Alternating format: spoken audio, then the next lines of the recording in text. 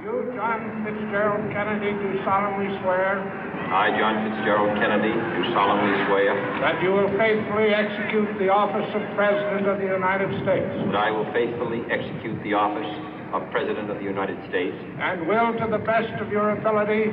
And will, to the best of my ability. Preserve, protect, and defend the Constitution of the United States. Preserve, protect, and defend the Constitution of the United States. So help you God. So help me God.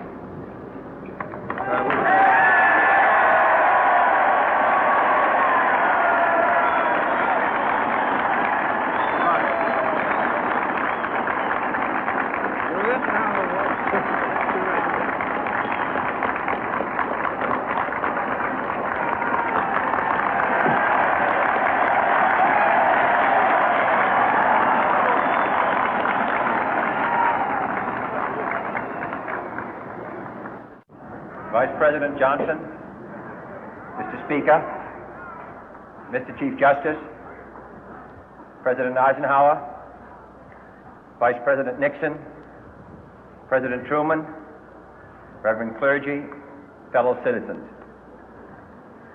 We observe today not a victory of party, but a celebration of freedom, symbolizing an end as well as a beginning, signifying renewal as well as change. For I have sworn before you and Almighty God the same solemn oath our forebears prescribed nearly a century and 3/4 ago.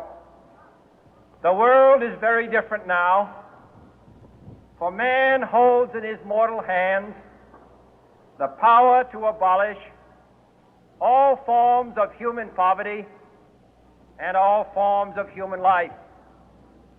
And yet the same revolutionary beliefs for which our forebears fought are still at issue around the globe. The belief that the rights of man come not from the generosity of the state, but from the hand of God. We dare not forget today that we are the heirs of that first revolution. Let the word go forth from this time and place to friend and foe alike that the torch has been passed to a new generation of Americans born in this century, tempered by war, disciplined by a hard and bitter peace, proud of our ancient heritage, and unwilling to witness or permit the slow undoing of those human rights to which this nation has always been committed and to which we are committed today at home and around the world.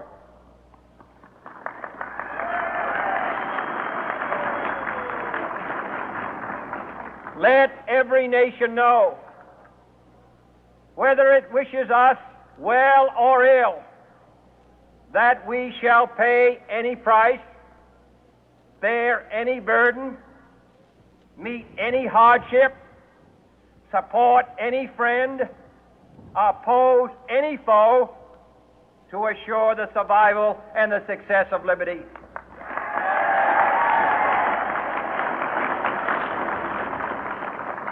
This much we pledge and more. To those old allies whose cultural and spiritual origins we share, we pledge the loyalty of faithful friends. United, there is little we cannot do in a host of cooperative ventures. Divided, there is little we can do, for we dare not meet a powerful challenge at odds and split asunder.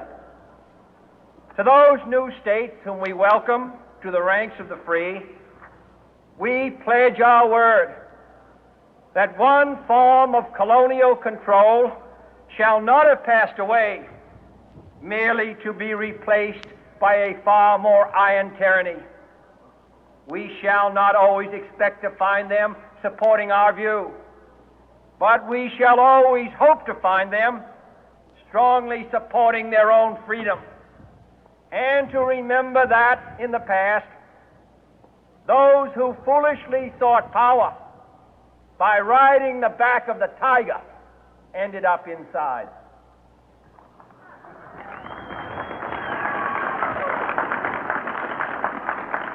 To those people in the huts and villages of half the globe struggling to break the bonds of mass misery, we pledge our best efforts to help them help themselves for whatever period is required, not because the communists may be doing it, not because we seek their votes, but because it is right. If a free society cannot help the many who are poor, it cannot save the few who are rich.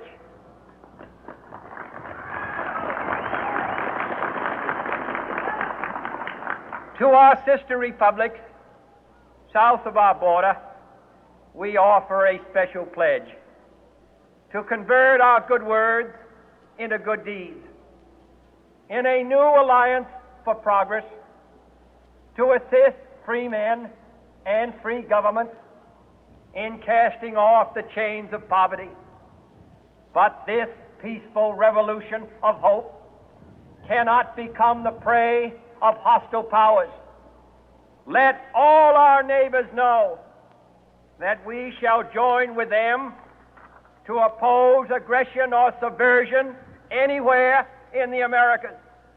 And let every other power know that this hemisphere intends to remain the master of its own house.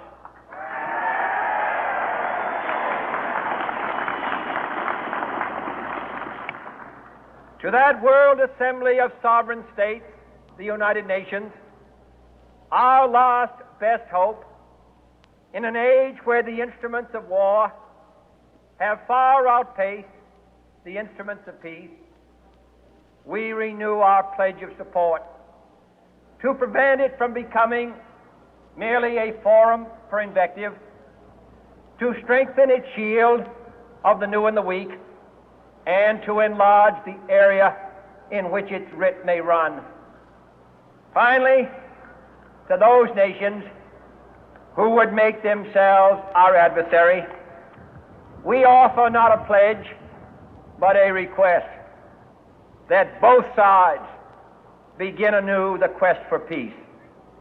Before the dark powers of destruction, unleashed by science, engulf all humanity in planned or accidental self-destruction, we dare not tempt them with weakness, for only when our arms are sufficient beyond doubt can we be certain beyond doubt that they will never be employed. But neither can two great and powerful groups of nations take comfort from our present course, both sides overburdened by the cost of modern weapons, both rightly alarmed by the steady spread of the deadly atom, yet both racing to alter that uncertain balance of terror that stays the hand of mankind's final war. So let us begin anew, remembering on both sides that civility is not a sign of weakness, and sincerity is always subject to proof. Let us never negotiate out of fear, but let us never fear to negotiate.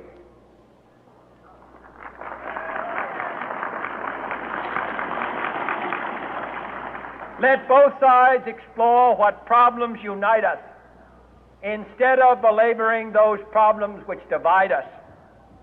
Let both sides, for the first time, formulate serious and precise proposals for the inspection and control of arms, and bring the absolute power to destroy other nations under the absolute control of all nations.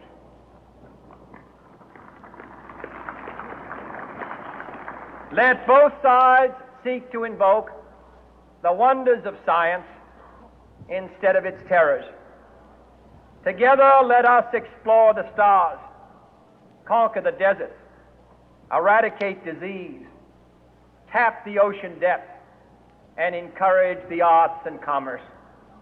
Let both sides unite to heed in all corners of the earth the command of Isaiah to undo the heavy burden and let the oppressed go free.